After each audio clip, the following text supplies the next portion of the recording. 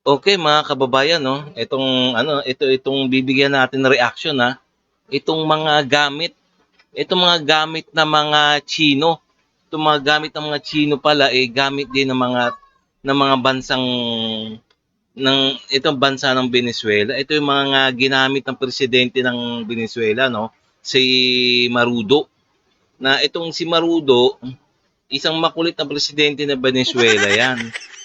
Na kinalaban niya si Donald Trump. Si Donald Trump presidente ng American eh. So si Donald Trump isa rin makulit 'yan. Isa rin palaban 'yan. Ngayon si Venezuela president naman, isa rin makulit na presidente rin yan. Hinamon niya ng giyera si Donald Trump. Ayun ang ginawa naman ni Donald Trump na presidente ng Amerika, ayun, pinatulan siya o binili siya no. Binili siya kung ano yung sinabi ni Venezuela, pinatulan talaga ni Donald Trump. Alam niyo naman si Donald Trump siraulo din 'yan eh. kaya kaya nga kaya buwisit kaya nga si Donald Trump diyan sa Venezuela kasi nga ayun na nagsusupply ng mga droga. Magsusupply ng mga droga sa mga Amerikano. Kaya nga pinagplanuhan na ni Donald Trump na bombahin na 'to. Itong itong bansang Venezuela na at kunin na rin, siyempre kukunin na rin si Marudo, yung presidente ng Venezuela. So okay 'no, itong bibigyan natin ng reaction video. Please kung bago pa lang sa aking channel please like and subscribe na lang muna sa ating YouTube channel bago tayo mag-umpisa. Okay 'no, so and also please paki-subscribe din kay Good News Philippines. Okay 'no, so bibigyan na natin ng reaction 'to, umpisa na natin.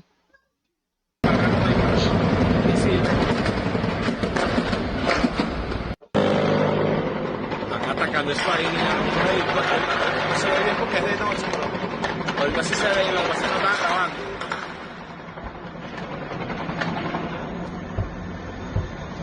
Papá, quédate tranquilo, allá va uno, se ve, no sé si se ve, míralo allá donde se ve, lo tapó ya la montaña.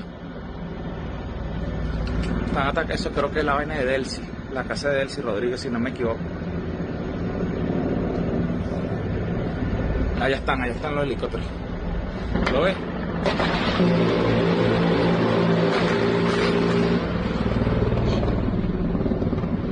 ¿Cómo le disparan, weón?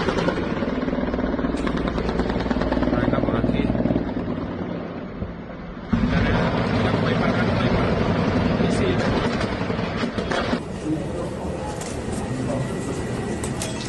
Excuse me? Sorry?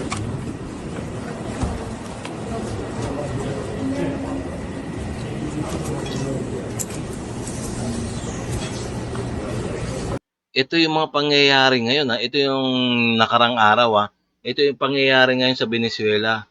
Kung paano hinuli ng mga Amerikano, ng mga US forces si Venezuelan president na makulit, si Marudo Ayan na yun tingnan natin.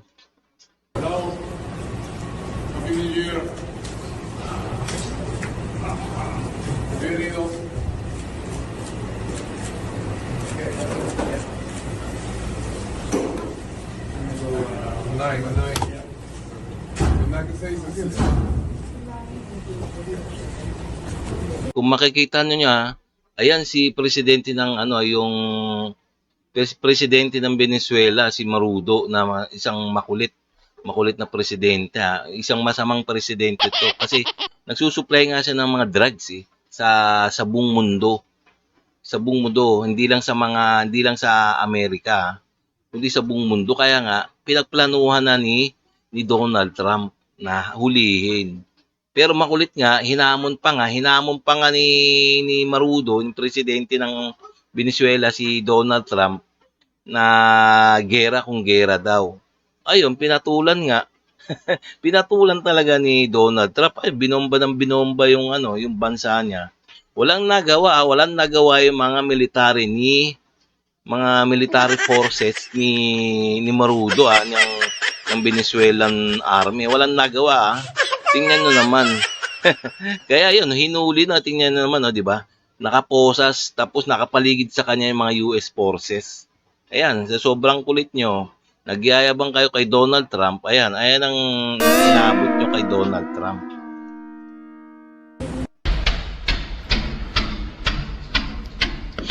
Tingnan nyo, pinagbubomba ng US forces yung mga military equipment ng Venezuela. Wasak. Wasak.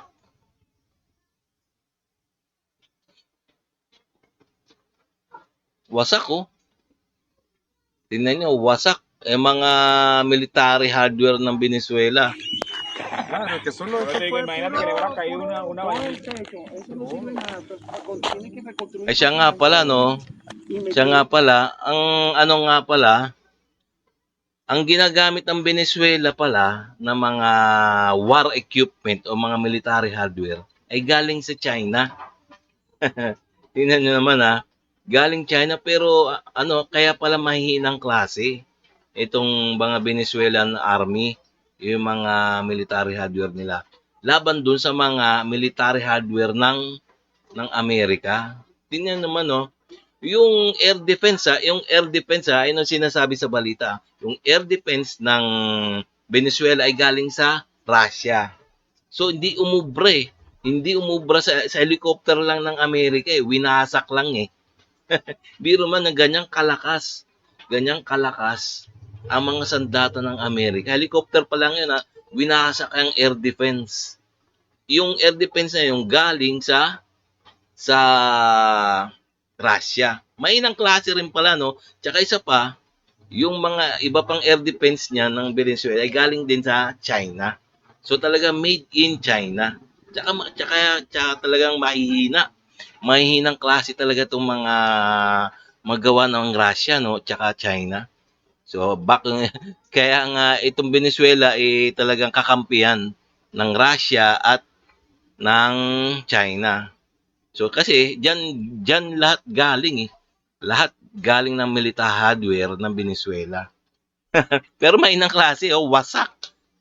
Kaya nga nahuli nila si Maduro, yung presidente ng Amerika.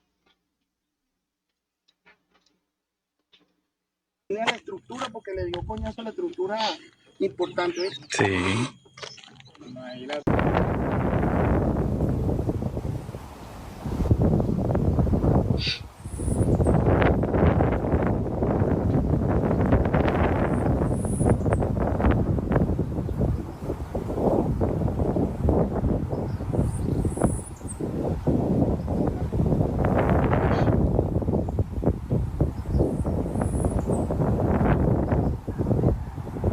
Let me talk a little bit about the preparation. After months of work by our intelligence teammates to find Maduro and understand how he moved, where he lived, where he traveled, what he ate, what he wore, what were his pets, in early December, our force was set pending a series of aligned events. Key was choosing the right day to minimize the potential for civilian harm and maximize the element of surprise, and minimize the harm to the indicted personnel so, as the president said, they could be brought to justice. And as the president said earlier today, weather in Venezuela is always a factor this time of the year. And over the weeks through Christmas and New Year's, the men and women of the United States military sat ready, patiently waiting for the right triggers to be met and the president to order us into action. Last night, the weather broke just enough, clearing a path that only the most skilled aviators in the world could maneuver through. Ocean, mountain, low cloud ceilings. But when tasked with a mission, this organization does not quit. 10:46 p.m. Eastern time last night, the president ordered the United States military to move forward with this mission. He said to us, and we appreciated it, Mr. President, good luck and Godspeed. And those words were transmitted to the entire joint force. Over the course of the night, aircraft began launching from 20 different bases on land and sea across the Western Hemisphere. In total, more than 150 aircraft, bombers, fighters, intelligence, reconnaissance, surveillance, rotary wing were in the air last night. Thousands and thousands of hours of experience were airborne. Our youngest crew member was 20, and our oldest crew Matindi talaga, no? Tignan nyo, pinadala ng Amerika sa Venezuela para bombahin ang bansang Venezuela at kunin si Marudo, yung makulit na Marudo ng presidente ng Venezuela. Pinadala halos sa talagang pinadala yung mismong talagang pinakamabagsik na grupo ng US military, no? Matindi, talagang ganyan. Pag ewan ko na, ba't di pa natakot si Marudo nito?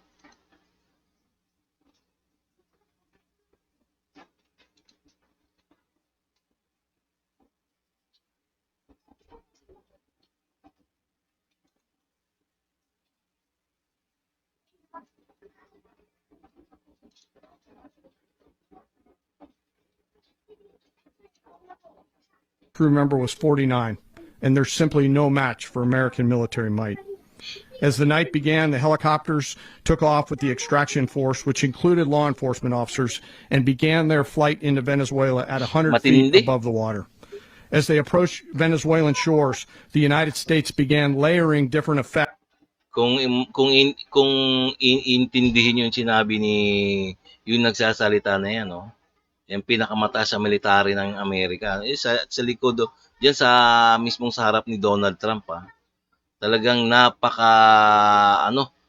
kumbaga, yung military ng Amerika ay talagang napaka-effective. Napakatalinong gumawa kung paano kunin ang isang gusto nilang kunin sa isang bansa. Matindi talaga. Provided by Spacecom, Cybercom, and other members of the interagency to create a pathway.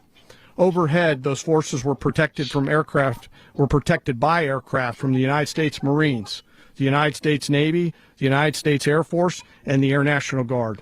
The force included F-22s, F-35s, F-18s, Matindi. EA-18s, Tingnan nyo E-2s, naman, no? B-1 bombers, and other support aircraft, as well as numerous remotely piloted drones. As the force began Malupit talaga si Donald Trump, no? Talagang pinadala niya yung mga high-tech na mga bomber ng jet fighter.